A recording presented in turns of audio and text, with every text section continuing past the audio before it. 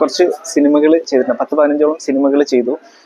ഡിസൈനുള്ള ഒരു പ്ലാറ്റ്ഫോമിൽ എത്താൻ വലിയൊരു ആഗ്രഹം ഉണ്ടായിരുന്നു. പക്ഷെ ഇതുവരെ ട്രൈ ചെയ്തില്ല. ഇത് ഫസ്റ്റ് ടൈം അത്രയും അച്ചീവ്മെന്റ്സ് നേടാൻ പറ്റിയത്. കൊച്ചിയിൽ ഒന്നുമില്ലാണ്ട് വന്ന ഒരാളാണ്.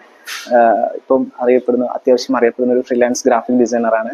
ഇത്ര 10-15ഓളം സിനിമ ചെയ്യാൻ പറ്റി. ഏഷ്യാനെറ്റിലെ തന്നെ ഭാഗമായിട്ടുള്ള സീരിയൽസിൽ ചെയ്യാൻ പറ്റി. പവിത്രം റണ്ണിങ് ചെയ്തുകൊണ്ടിരുന്ന പവിത്രത്തിന്റെ ഭാഗമായിട്ടുണ്ട്. ബിഗ് ബോസിൽ ഭയങ്കര ഒപ്റ്റിമിസ്റ്റിക് ആയിട്ടുള്ള ഒരാളാണ് ഞാൻ. ഒരു പ്രശ്നങ്ങളെയും ഞാനത് വലിയ കാര്യമായിട്ട് എടുക്കില്ല. അതിൽ നിന്ന് എങ്ങനെ നമുക്ക് സക്സസ് ആവാൻ പറ്റും എന്നുള്ള ഒരു മാത്രം ചിന്തയായിട്ട് മുന്നോട്ട് പോകുന്നതാണ്.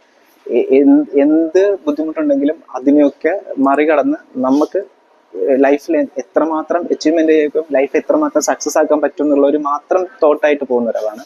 അപ്പൊ അതുകൊണ്ട് തന്നെ എൻ്റെ ലൈഫിൽ ടോട്ടലി ഇതുവരെയുള്ള കാര്യങ്ങളൊക്കെ അച്ചീവ്മെന്റ്സ് ആയിട്ട് തന്നെ മുന്നോട്ട് പോയിരിക്കുന്നത്. ഞാൻ എയിം ചെയ്തിട്ടുണ്ട്. സ്റ്റഡി ആണെങ്കിലും ജോബ് ആണെങ്കിലും ലൈഫ് സക്സസ് ആണെങ്കിലും ഒക്കെ കരിയർ ബെസ്റ്റ് ആയിട്ട് തന്നെ മുന്നോട്ട് പോയി. ഒരു വിന്നർ ആവാൻ എന്നല്ല, അവർക്കൊപ്പം ഒരു ഗെയിമർ ആയിട്ട് തന്നെ മുന്നോട്ട് പോകണം എന്നുള്ളൊരു ആഗ്രഹം ഉള്ള ഒരാളായിട്ടാണ് ഇപ്പം നിൽക്കുന്നത്.